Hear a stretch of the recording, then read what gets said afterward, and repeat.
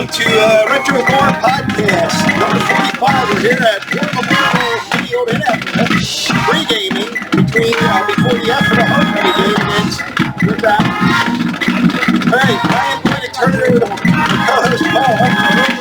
So, afternoon, everybody. I want to introduce who we have today. Kauffman, Miller, and Fasnacht, and they're going to be talking Ephrata football. The purpose of today's podcast is we want to support Ephrata football, Ephrata district, all over. That's the whole goal, and it is homecoming night. So, all right, who asked for applesauce again? We have all sorts of players walking through, not a problem. Like when I played, we didn't get pregame. Pregame meals. What was I doing? Yeah, anyway. So look how he turned out. Yeah. That's what happens when you're deprived. So not like Kelly. No. I want to thank these guys for taking their time. They're busy scheduled to come out here and do this today. I want to just promote Ephrata for a little bit. You know, there's at least two of us that are Ephrata grads, okay, that I have a lot of pride in Ephrata, and I have a lot of pride in the Ephrata School District. And I had the opportunity in the last part of my career to work with the school district. And wow, the administration of this district and the teachers are fantastic. Not just teachers, just everybody, support staff. Very, very impressed. Dr. Troop, Ryan Troop, fantastic. Rick Hornberger and J.C. Hess, the three that run the district. Just working with them was great. The administrative people that are under them that run all the different 8 schools, there was 8, there still is, and wow, you know, every meeting that we had, what's the goal here of this meeting? What's best for our kids? What's best to prepare them for the future? That was always the bottom line of the meetings, and that is exactly where it should be. So many districts have so many problems of that is not their goal. That they're concerned about so many other things, and Ephrata is absolutely fantastic at that. So props to the 3 superintendents that continue doing the great job that they do, even through COVID. Wow, that was impressive. Ephrata wasn't in the news as to a problem school district. That's with them. So props to them. So I'm not a football guy. I was never into sports in school. So I don't have a whole lot of input as far as that goes, but I do have questions, and maybe you'll answer them on your own. Is, you know, how does this prepare the kids for the future? Because one of Ephrata's goals is the Life Ready grad. Okay, and Life Ready grad meaning that you are preparing these kids not only for today but for tomorrow. And me and security in school, that was huge, because once you leave here, as many drills as we have, there is just as much of a danger out on the business world as it is in school. So that was a great goal for them. And so my question to you guys, how do you do that as, you know, football coaches and mentors? So I'm going to turn it over to I think it's a great point. I think whenever we talk about high school athletics, it's always extracurricular and their student athletes. And we believe that this is an extension of the classroom. And, you know, one of the things that the best part about sports, and especially in football, is, you know, it's not an individual sport. And to have success, you're counting on the person to your right, to your left, in front of you, and behind you. And there's so many other people involved that you're not going to get somewhere by yourself. Right. And with that, in every single game, you face some sort of adversity. And it's how you can handle that and how you respond. I think most of the time the teams that end up on one side of it are the ones that end up how they're going to bounce back from adversity. Right? And you're like one bad play, that's what's going to happen in the next 2 plays, or is it the next play? No, it's the same thing. You know, when something bad happens, play, is it going to ruin just that day, that moment, or is it going to ruin your life, your year, your life? And those are the things that we how to bounce back and control certain settings. And that's a great point, because, you know, life is up and down. You're going to have bad days, and you're going to have good days. And how do you deal with that? And kudos to Kelly's shirt today. He's got an Avita Look, I shirt got on. it at Goodwill. Mental health in school. That's where I get all my clothes. But I happen to find it at Goodwill. Absolutely. There you go. I think I'm not 100% sure if we actually had something to organize it, but my niece Samantha, who's the librarian, whatever they call her, she was at the Calico when that started. So I don't know if she had a she was part of it. She was part of the start of it. Anyway, I saw the shirt and I thought it'd be cool. That's really good. I sent an email to Samantha home day to say, hey, we're going to be up here, and you got your shirt on. That's great. So tonight's game. It's a homecoming. That was a good build answer to your question. He's a huge opportunity. He's been so far removed from the game. But where he gets to see first generation, second generation people went through his program and then comes back and there's some of you that move to the right side and are like, Yes. You're not a coach, you're not for the right now. Right. You're a coach. So that's a great question. I'll tell you what, my first year as a head coach, 75, I knew was really, I did a poor job. I thought I could out people, and I forgot about what it's really all about. So before my second year, I sat down seriously by myself and said, now what is your goal? What is the purpose of what you're doing? As a coach, what should it be? And I finally figured out, hey, the goal of any coach in high school, especially in high school, the purpose is to make your kids better people for the future. Now, how do you do that? Well, it's what you teach. If you teach certain things like discipline, sacrifice, responsibility, teamwork, communication, and I listed those, and I said, this is what we're going to do.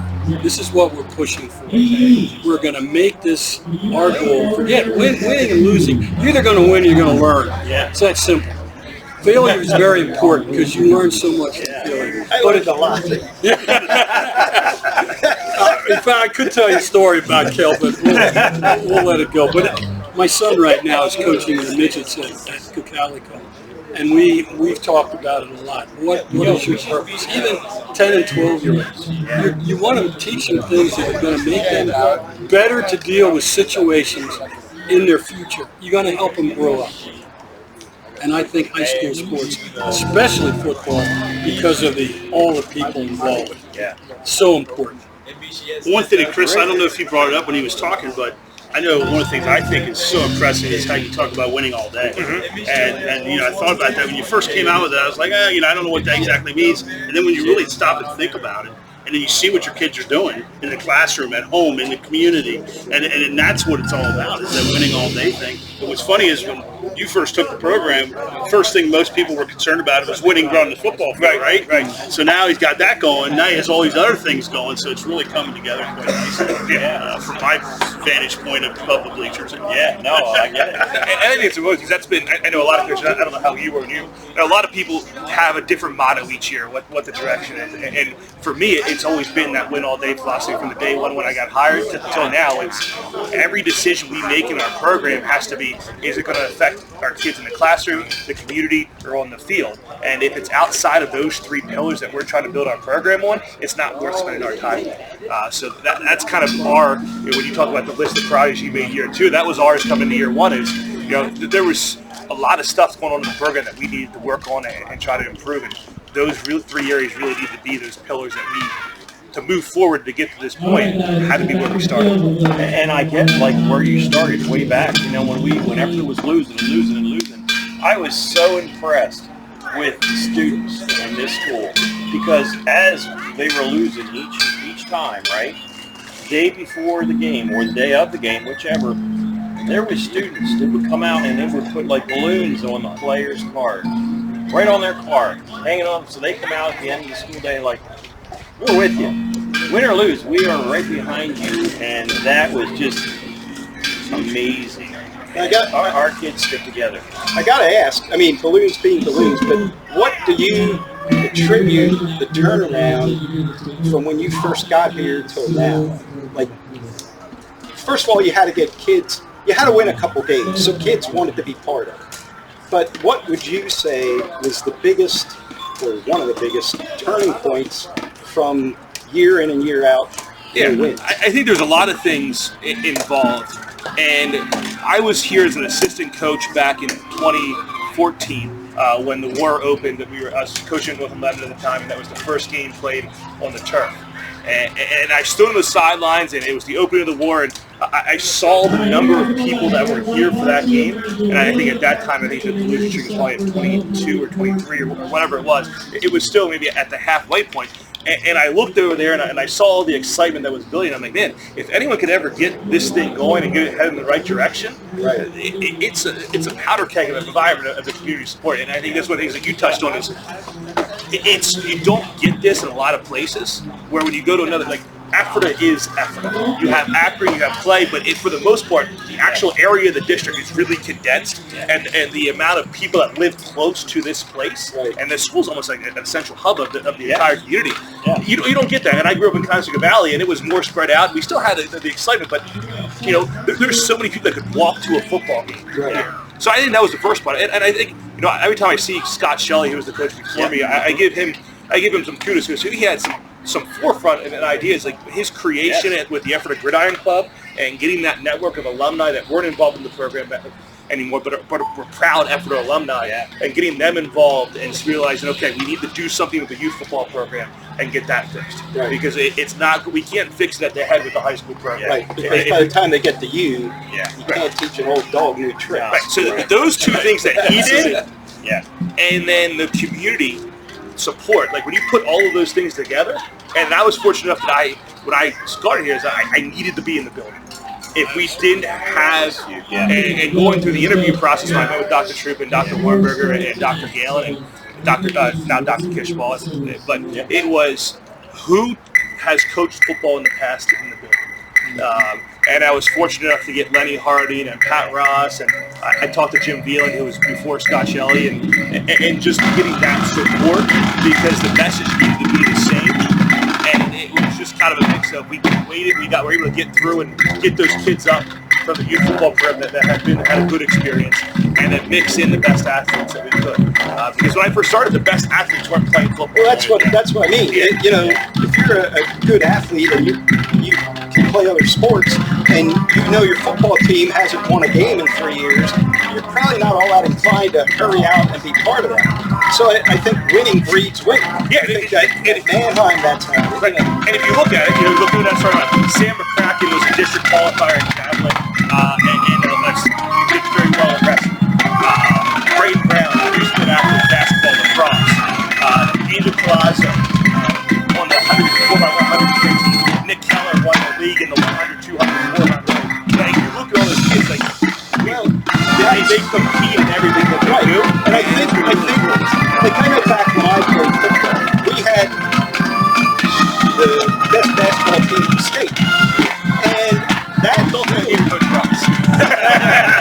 I lived that for a lot.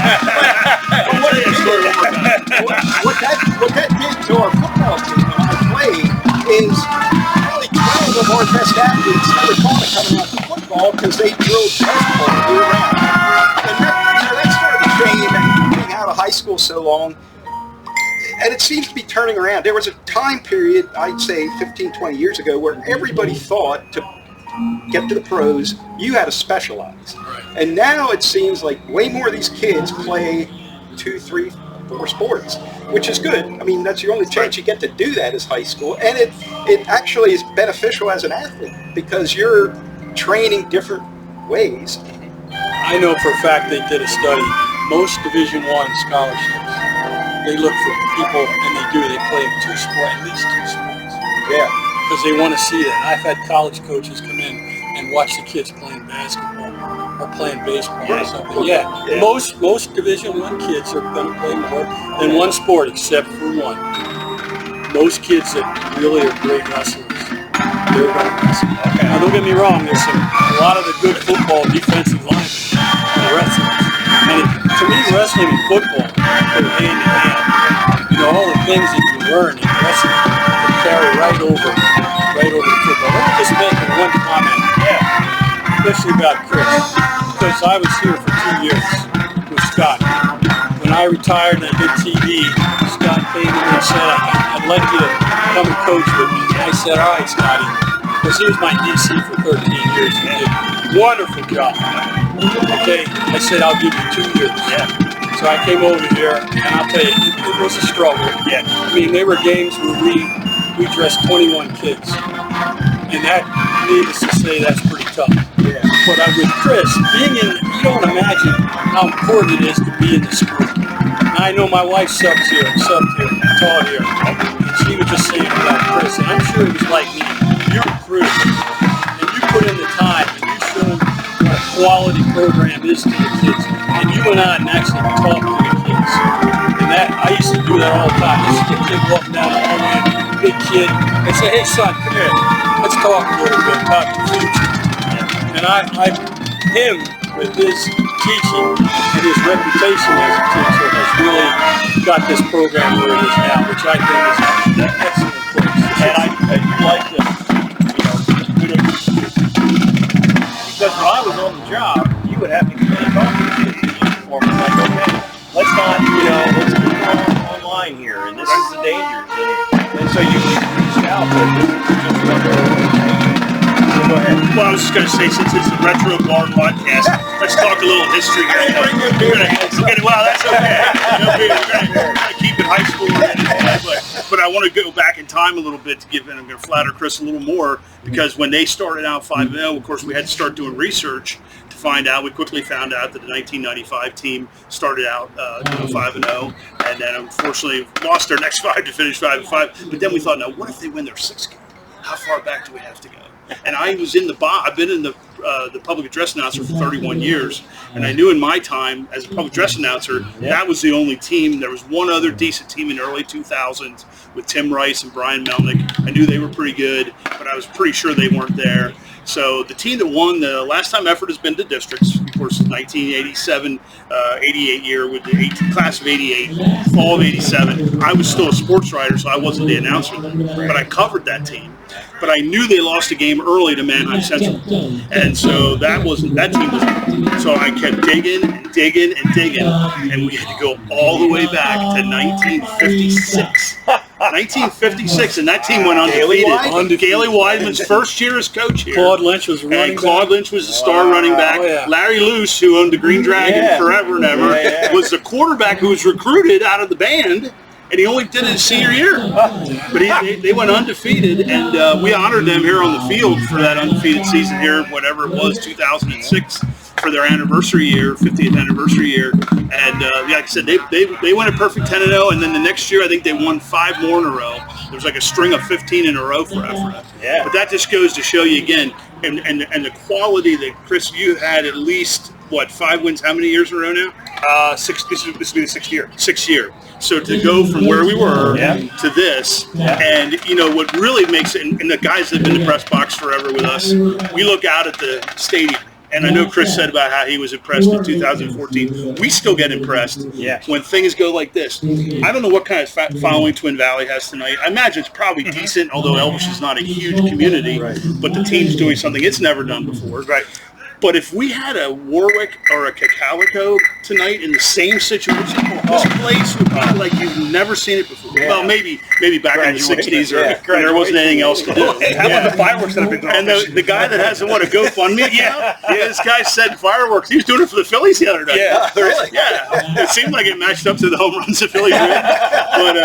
But so that's an extra element. And so he said, I was talking to him. You talked to that guy? I do. And he said that this week the community has donated $200 and some to his firework display for the game tonight. Awesome. So how does can he see when the touchdown is scored? Yeah, it's right over here by the. It's close. Right, it's right over. So I think he posts pictures on Facebook. Okay. And you can see the stadium from where he's at. I knew when the game was on TV, it's one thing, but there was no TV tonight. No, I did a Facebook search and found him, and friend requested him and sent him a message and thanked him for what he was doing. It's pretty cool. It just adds another level to the experience here. There was a guy that covered the game here a couple weeks ago against Daniel Boone, who's from Eastern Sports. Oh yeah, Andy Hur. And he wrote this amazing piece. And then he also tweeted about the whole experience here, the snack bar. Nobody holds a candle to the Ephrata snack bar. No, that's true. It's like a restaurant. Yeah, it really is. It And that place will be crawling tonight. And of course we're blessed with great weather tonight, and the whole atmosphere. We got one of the best bands in the county. And I think Steve Goss said there's 40 alumni coming back. Yes, they're for going to have tonight's- alumni on the for field the tonight. alumni Yes. band and sitting in the bleachers for the alumni. So play. this just all adds to the experience. I know it's going to be a very tough game tonight. I mean, I expect a high-scoring game. I think the guy's going to have a chance to set up a lot of fireworks. Yeah, that's what we hope. So, Yeah. And before we get too far, so homecoming. yes. Oh, we yes. have the girls. Now you're going to challenge me to be able to read my phone. Time for the review front page this We want to week. make sure we get the names right. Yeah. There are a number of girls that are going for homecoming. You guys want to talk about something else? Yeah, it's he's got it. Yeah. Maddie Russell's one of them. Yep. Olivia Horst. Volleyball star. Yep. Evelyn Banks. Yep. Evelyn Blanks and Prasad. Lexi Kresge. Yep. Ariane Evangelista. We said Manny Russell. Mackenzie Mounts. Yeah, Olivia Horst. Yep. Good luck to all of them. Good luck to all of them. That'll be announced at halftime tonight. I get the mic taken from me for that. That's a student. It's top secret. Top secret. So the student council takes charge of that. And you remember the old days when we used to bring the Corvettes out and drive on the field. Wait, they don't do that anymore? Yeah, I think Steve Swiger put a stop to that one. The Like the Corvette. turf came in, like, you can't do that on the turf. Yeah. Are there any players that are chaperones? We have two. Oh, nice. Actually, Chase Prang, his sister's Maddie Russell. So Oh, right. He's going to escort her, and then nice. Kale Grant's going to be with Olivia Horst. In their uniform, I think that's pretty Yep. cool. And what else? We do, Montgomery Sense taking the band. His nickname's the one-man band. That's what we call him. he's at out halftime in the hitting the drum three line. drum. He's doing it. We had what James Ellis did a few years ago with the trumpet. So that's always cool to see the guys playing at halftime. Oh, it is. So I love the conversation. It's, as much as it's football, and that we'll talk about that, but it's everything. It's everything together. It's fantastic. Love that. So how good is Twin Mountain? They're very good. I mean, I think their one guy, number 9, is 6'3", 260. And obviously, it doesn't take a very smart coach to run behind him. And I think you would probably do the same thing if you had. Absolutely. So no, they're very good, and they handled Gardensville last week. They beat Solanka the week before by a point. Beat Gardensville by a point this week. Their coach Brett Myers was at Middletown a few years ago, and he went to 3 straight state finals and came up on the short end of that. So he's very knowledgeable. His kid's the quarterback. But they're probably bigger than us tackle.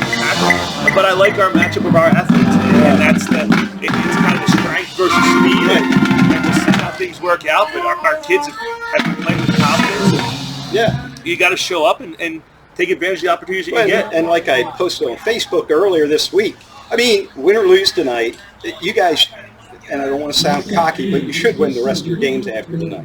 It's take one at a time there. Well, let's not get too We're not going to get So you, assuming you do that, you're going to be in districts because teams behind you already have 2 and 3 losses, and a lot of them teams ahead of you play each other.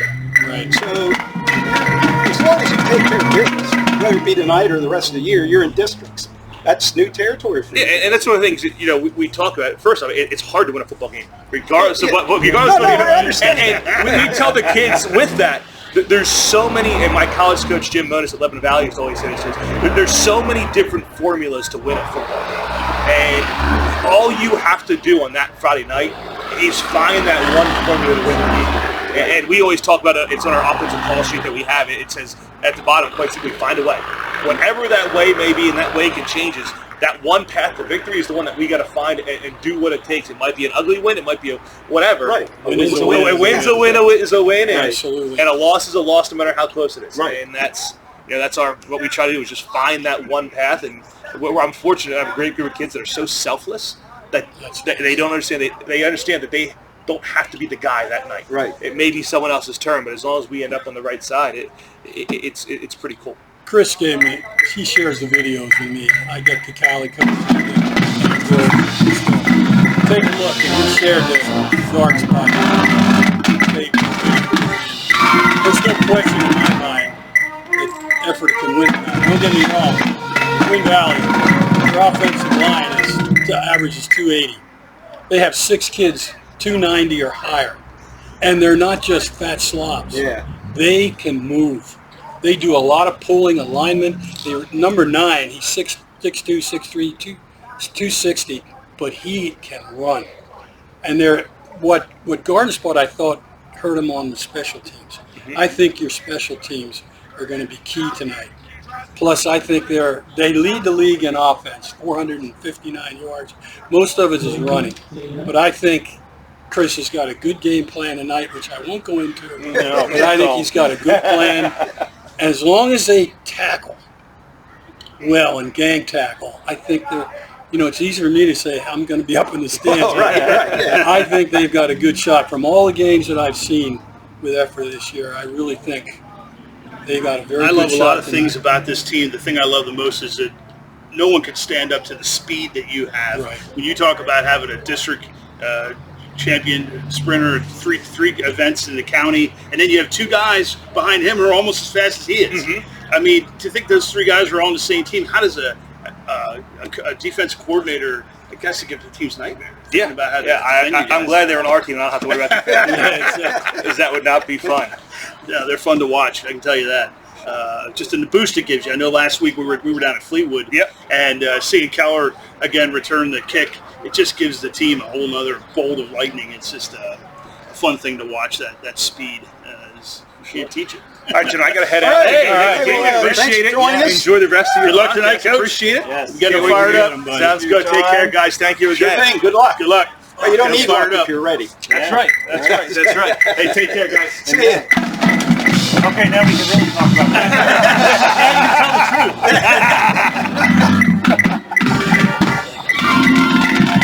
So, what the heck happened at Warrior? I mean, honestly, Seriously, you really want to know? No, I'll tell you. I know exactly. well, they passed too much. No. That's what my opinion I'll is. tell you right now, and Stroley told me the same thing. They weren't shape. Okay. They had 6 of their starters go down with cramps, more than one.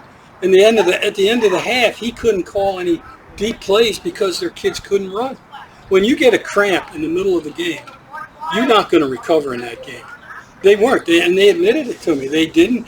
The kids were not in shape, and they just dehydrated. What do you think about this thing, Phil, that we threw out a couple weeks ago at our lunch crew about why don't they go back to 8 o'clock starts when it's not as hot? We played it. Yeah, Greg Kelly played when I played. It was 8 o'clock. Always No. 8 We o'clock. played 2 o'clock Saturday afternoon. Well, that's true. You didn't have lights. You didn't I'll tell you have one lights. thing. Well, your road game. I'll tell you one thing, No though. lights. That's really good. I'll tell you one thing. These guys were in shape. Oh, we were in shape. But it's different. Actually, It's by different game now. Things are I different. You know what? I It think is. really the problem, we were in shape, but we spent so much time getting in shape during the week that game time our ass was dragging. Tell them what we did before the Ephrata game. We ran Oklahoma in the middle of the field. You know what But Oklahoma is? Well, tell us. 3-on-3 like a little and a football one run. game It's before like the a football. scrimmage. You The did full that to live. get ready. Full live.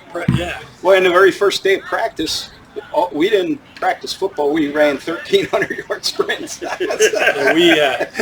that's one thing. That's one of the things that I thought of my second year. Fatigue makes cowards of us all, and I swore as a coach, your job is to make sure everyone. Now I know back in Calico, Coach Stroll has a conditioning coach that runs the conditioning, and I think he's more of a college because a lot of colleges don't condition anymore. What they do is they push the kids in the drills. Well, I'm of the opinion, unless you're doing drills like you have 2 guys, one guy going one way, I don't think you can really condition by doing that. You have to have a period of pure conditioning. Aerobic, you got to do it. Because I'm telling you, there's no way Warwick should have beaten Calico. Well, just no way. Like when that score, when I saw the score, I thought Warwick must have a pretty darn good team. And then from that point on, Calico really hardly had a close game. And I thought, well, how did they lose to Warwick? It was an odd set of circumstances. It was And odd. Calico was winning most of the game. They were, I and think they it turned dominated the first half. Yeah. I think they had the Yeah. ball out in how many minutes? Yeah, it was But then 14-0. they Okay. started cramping up, and it was a warm, humid night for the first game. But here's the thing: we live in an air-conditioned society now. Boy, you were playing those 2 o'clock games, and over there, air conditioning at home. You're used to being hot. Your body was used to It was just as hot at home in my bedroom as it was in the football field. I also found out a lot of the Calico kids were not eating before the game. You have to eat something. The Ephrata kids, see tonight, they came up here. They had we used to have which is meals a in the great cafeteria. idea. We had spaghetti. You most got to times. eat something. Pasta. You must eat something. Yeah. I'm not steak and potatoes like we got Yeah. in college. It just slowed Weigh you you down. down. You know? Yeah. But I just think that they should re-examine that, maybe starting a little later on Friday night. I think people say, "Oh, it'll get too late." Well, it was fine back in the '70s and '80s. Why isn't it fine now? Yeah. Interesting. Yeah, I think it might be worth exploring because it does get bad. This Gramps, I mean, that was, and plus it ends up taking longer anyhow. The Yeah. game gets Right, late. because they got stopping all the time. Stopping all the time. Yeah. Let me just mention one other thing. Yeah. You guys realize when district playoffs start, how much fun it's going to be? Look at 4A. You've got Twin Valley, Manheim, LS. They're probably going to hit each other. You have 5A. Think about that. Calico, Ephrata. Well, you discounted. You forgot Bishop McDevitt. Well, they're in 4A. That's what you mentioned. I'm talking about the local. Oh, you were talking about. CD, Ephrata, Orange Spot, Calico, 5A. I'm telling you, district playoffs are going to be amazing. Well, I already said if and it's going to sort of take a miracle, but if Ephrata and Calico meet in districts, I got connections with the lady that has the Eagles bus locally that runs trips to Philly, and we're going to park it somewhere and do a high school game day. Well, that would probably be at Calico. Well, it would be. It would be at this point. Yeah, they would get the higher seed. Ephrata, as you pointed out, will be favored to win those last two games, regardless of what happens tonight. Right. So in that case, they would theoretically, if they would lose tonight, they'd still lay at 8-2 or possibly 9-1 if they win tonight. And so then the key is going to be in those last games is, will Ephrata have a bye in the They have first to be in the round? top Top four, and they probably wouldn't get that high even at 9-1. I don't know. It'll be close. It depends what the other teams do. Right. But even so, if they get in that 5 to 9 range, you get a home game, right? Is it 5? Yeah, well, 5, 6, 7, 8. Yes. 5, 6, 7, 8 get home games. Yeah. So would Ephrata potentially have a home game? I would say they have a good shot at that. I would say home game if they they do, finish in yeah. that scenario. So the thought, and when the one time they did go to districts, because remember, We there went to were no McDevitt. districts before 1983 Right. or 82. It was 82 or 83 districts started. Do you remember? It was 82. 82 districts Because started. we qualified in 81 and they decided not to have it. Is that right? So in 82 they had 82 was only the first 4. year. Only 4 teams. Yeah, I remember that. The kid that went to Cedar Cliff, who played for for Brady, I think Brady was the tight end. Kyle Brady, I think, was okay. on that first state champion team at Cedar Cliff. But anyhow, I get off track here. What I'm trying to say is that Ephrata has had one district playoff game in its football history. And that game was not a home game. That game was at It was West Central, Shore State. It was at Central Dauphin. We did Central it. Dauphin. Eric May and I did the It radio was, for it. Bishop McDevitt. And it was snowing Yep. by the second half. And I'll tell you, Ephrata played well. Just McDevitt broke a couple plays on speed. Because I know Eric Freeze had a great game. Yeah. And they had a shot. Yeah. But the speed of McDevitt Yeah. was just too. Did They amazing. lost, I think, 22-13. Yeah, it was fairly close. It was fairly close. Ephrata had a great team. They did have a great They team. were. They had it all. They had line. They had speed. They had Absolutely. leadership. The quarterback of that team is now an ER doctor at LGH. That's right. You might That's very right. got to go to the ER at LGH. You might run into Dr. Scott Lintz in there. And so he was a great leader. And they had a bunch of great leaders on that team. Reinhard Steyer, Troy Minnick. You guys probably know from the deck here in Ephrata. He was a fiery player beyond imagination. And See, my days of remembering the football time when I was in high school was Dave Fasnacht. oh sure, Oh, you know, sure. you know them. Dave went on to punt at the University of Pennsylvania. Yeah, he had was on here. fantastic. Yeah. I think they had 23 interceptions that year. 'Cause Yeah, Tony Wechter. Scotty was the defensive or secondary Yeah, he coach. was. He always brags about that. Yeah, well, they But they were because good. Dave went on to play in college. Tony Yeah. Wechter was on the team. Went on to play at Gettysburg. Yep. And I think there was a third guy too. Well, Mike Boyer, who's up in the press box with us. He was a defensive back on that team. They had a good squad. Good history. Yeah, it's good. You see all this stuff. Good history. It's great. Can you imagine the crowd if Calico and Ephrata playing? It started out the season with a scrimmage here. Yeah, exactly. And you can And end it was with a good scrimmage. So Well, coming from the the cop side of it, that would just stress me out because that's a lot of people and only so many cops. Well, not that it would get out of hand. I don't know that Eagle Stadium would hold. don't the crowd worry, as well as don't worry, Solo will be there. I'll take care of business.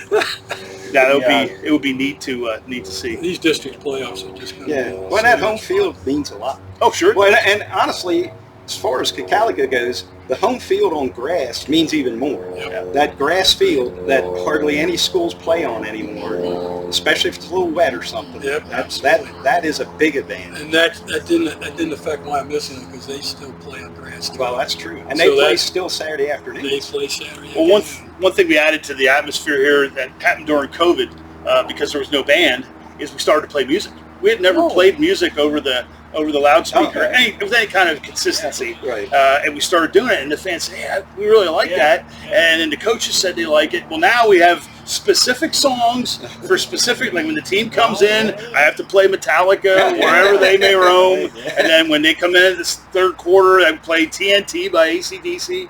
And let's see, the song that became big last year was the New York Mets closer. Oh, that's right. It's That's called right. Narco. It's that trumpet song That's right. that we play at the beginning of every fourth quarter. And so now it's become this routine. Wow. The one thing we don't do is, what some schools do, which I don't believe in, is we don't play anything that would be demeaning to the opponent. Right. No. Like, if Ephrata's winning by a lot, which they were like in the day, but we don't put on like, all we do is win, we don't do stuff Right, like yeah. I mean, that's a great song, and don't get me wrong, there's Right, probably a place and time for that. But if a team's really getting beat Right, bad, that's not The good. best song to play right before the game when the team comes out is what they do at Virginia Tech.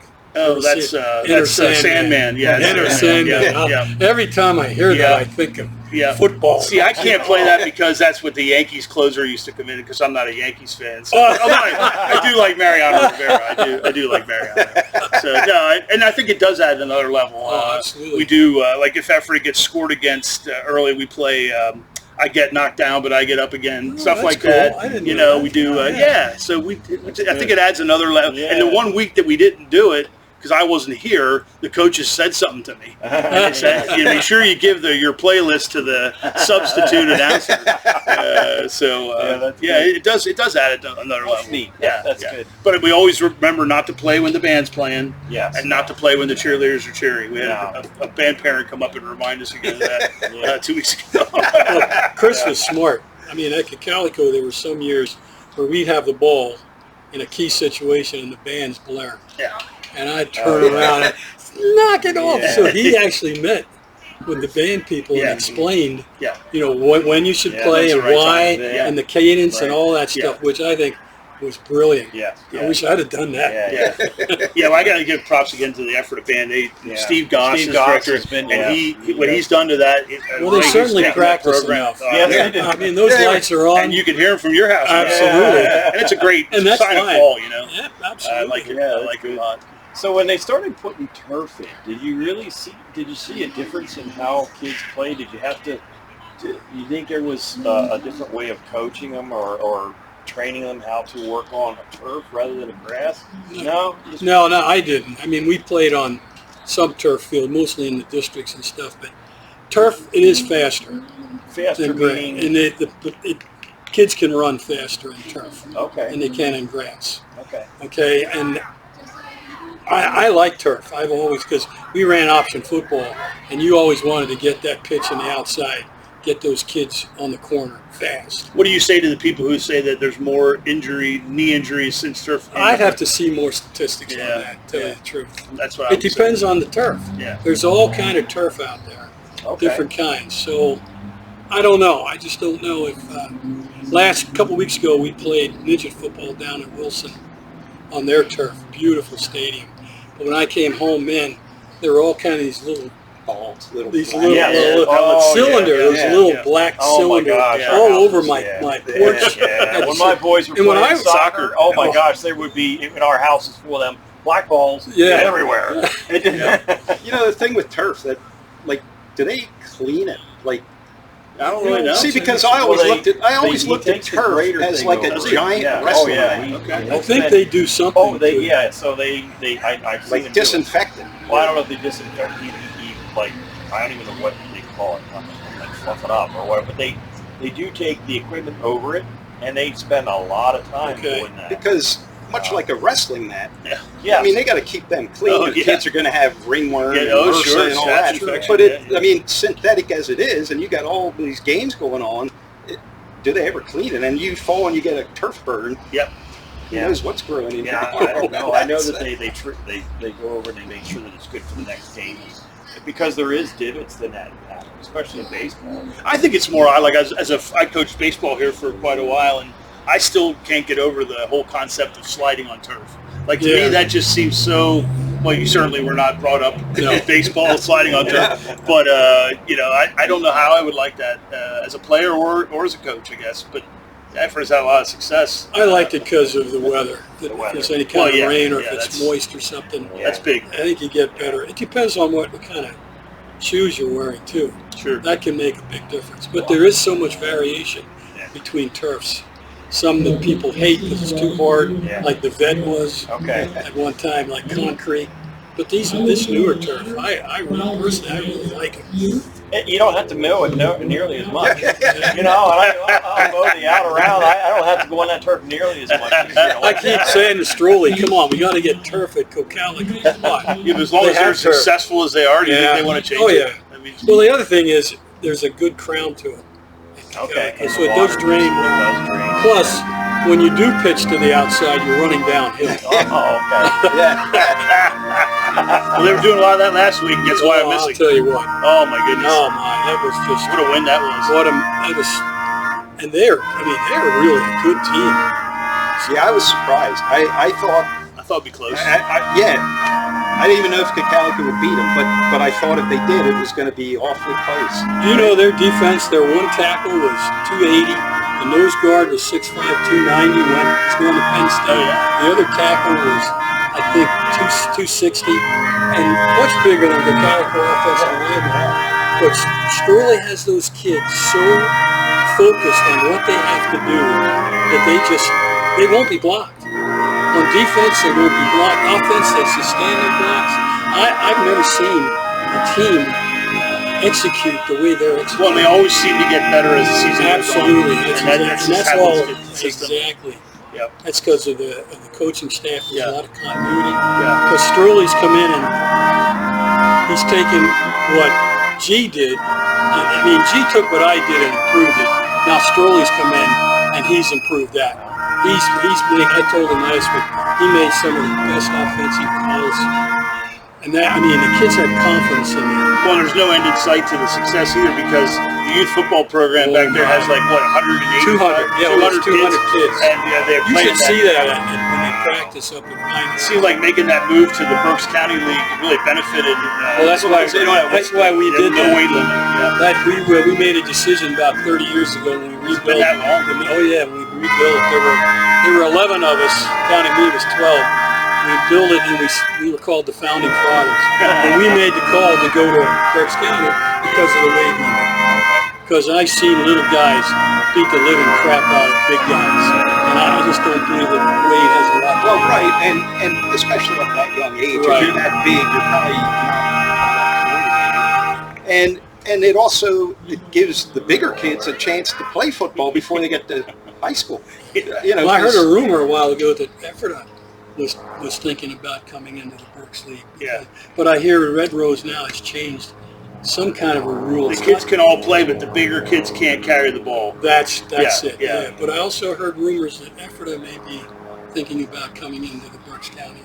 Well, to Kelly's point, when I was in 5th grade or 6th, I had to try to cut weight. Well, I did. Because I was a big guy. Like every year I played, well, do you know what it's like to try and diet when you're 5th grade, 6th grade, and want to eat a whole pizza? Exactly. Like, to me, that's not right. Like, if we played a Sunday afternoon game, I had to stop eating at lunchtime Saturday. Did you really? Yeah, and it was all just because, like, at age group, like every time I moved up, I gained just another 10 pounds, but I was right at that limit. And once I got to 6th, see, back then, the junior high only started in 9th grade. I don't know if that's the same for you guys. Well, we did have a junior high. But the 7th and 8th graders weren't allowed to play. Now they can play junior high. And so I missed football my 6th grade, 7th grade, and 8th grade. By the time I was in 9th grade, I was ready to roll. But I missed all those years. And I could have easily gone in another direction. But so it's nice that everybody's included now. In one way or the other. Right. Yeah. My boys were in soccer, but that started way back when. Sure. And they really. They get you right away. Kindergarten start playing soccer usually. It was early. Yeah. It was early, and he was going the wrong way, but he loved it. He was just he would kick the ball going the wrong way, and he would be laughing the whole time. Like, dude, you got to go the other way. It didn't matter. He was just having a good time. That's also that. Which is the whole point of being about sports. Yeah. High school, whatever it is. It's just, it's Well, it's the memories too. Just think memories, of the fun. and like here at Ephrata, the football program. Think of all the people that are attached to it. I know. The cheerleaders, the band, all the parents, the stand. You're right. That food over there. That's like a Making you hungry, 5-star. aren't you? They are. You're right. Yeah, Neil says he gets here at like 2:00 on game days. He's over there running. And Neil Meese is the coordinator. He's a professional restaurateur. And he knows what he's doing, and he does an amazing job running that outfit over there. And it is a whole group. It's the center of things. Guy doing over here fireworks. Like, really, that's fantastic. That's a community. Yeah. The whole thing does get, I think about it. I gave a speech a couple years ago through the Gridiron Club. I was one of the charter members of the Ephrata Gridiron Club, and I gave a speech, and I said, what those kids were having, they were struggling. It was when you were coaching, I think. Right. And I gave a speech, and I said, I know I'm one of them, and many of my fellow former players, we would probably give up a couple digits on our finger to have one more quarter on that field. Yeah. Just to have one more 10. That's how much of an impact it has on you. Like, it grabs hold of your soul. Yeah, And really those does. kids don't realize at the time when they're going through it that this is going to stop, and you're not going to ever get a chance to do it. Right. Yeah, because it's not like you can play baseball somewhere. You can go shoot hoops at the rec. Right. You can't play Can't football simulate anymore. that. No. I'll tell you the saddest parts of the coach that I had. I think this was after you graduated. The last night of practice, we would get our seniors. We'd put them on one side of the field. We'd line up the underclassmen like a tunnel, and we'd put the coaches over here. And the seniors, we'd call their name. They'd go through the tunnel, and then they'd meet each coach separately, basically to say goodbye. Oh. I'll tell you what, That's you neat. want to see tears. Oh, yeah. I don't think I've cried that so much in my life as that last practice. And you know what Ephrata does on the last game of the Yes. year? They Yeah. line the seniors up Right. on one end, and then we play Green Day's, I always forget the actual name of the song, but it's Hope You Had the Time of Your Life. Yeah, well, that's And Good Riddance is the actual name of the song. But anyhow, it's funny. What's funny about that whole thing is that some of the coaches give me dirt before the last game because I think Ephrata's lost, even in their good years, they've lost that last game, like I think 5 out of 6, something like that. So they tell me, maybe you should stop playing that song. I said, if I stop playing that song, the parents are going to rebel. They love it because it's a really poignant moment when they're I walking. don't think it's going to happen this year. Well, and they will be favored against Elizabethtown. And so hopefully they won't try to get me to stop playing the song because it's a great video moment. They put it on the stuff at the banquet, and and this group of seniors that Ephrata's losing this year is obviously one of the better groups they've had in a long time. So it'll be tough to say goodbye to those. But it also very likely, we almost surely won't be their last game. So that's also different. But we'll still honor them. Sure. Because we won't know for sure what they're doing at that point. Right. Yeah. Well, great discussion. Yeah. That was a neat. lot of And, fun. Yeah. Hopefully the band didn't interfere too much. That's in the good beginning background. part, Good but- background. Well, it was Good just a little background. louder than it would have needed to be. But hopefully we'll be able to hear what we said. But And thank you to the district, the 3 superintendents and the admin part of the district that makes this all happen, right? And Mike O'Donnell, the athletic coordinator here, the director, is fantastic. Between him, he took over for Steve Swigert, and I can't imagine what their life is like because there's so much going on. And trying to coordinate everything and all the fields and everything that's happening sports-wise is just, wow, that's a lot. And Sarah McBee, thank you for, the public coordinator that does it for the district. And she had a part in this to make sure everything was Paul good. set all this up.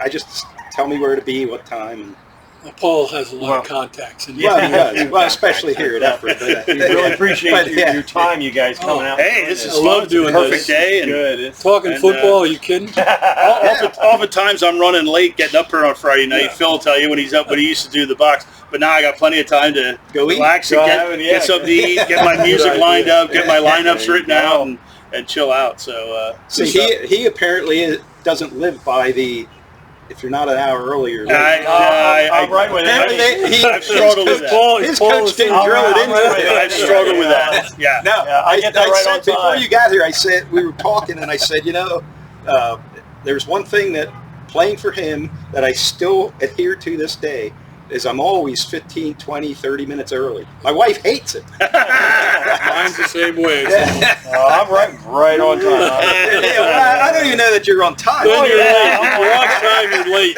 I'm on time. I'm with you. I'm with you, pal. Yeah. So, past coach, thank you and editor of the Ephrata Review, thank you. Yeah. You guys had Yeah. so much great input here today. Thank you. And thanks to Chris Miller, our coach, for coming in and taking his time on a very busy night. Right. Yeah. Yeah. So, Good stuff. All righty. go. We'll Great, guys. end it there. That. Now let's have a great game.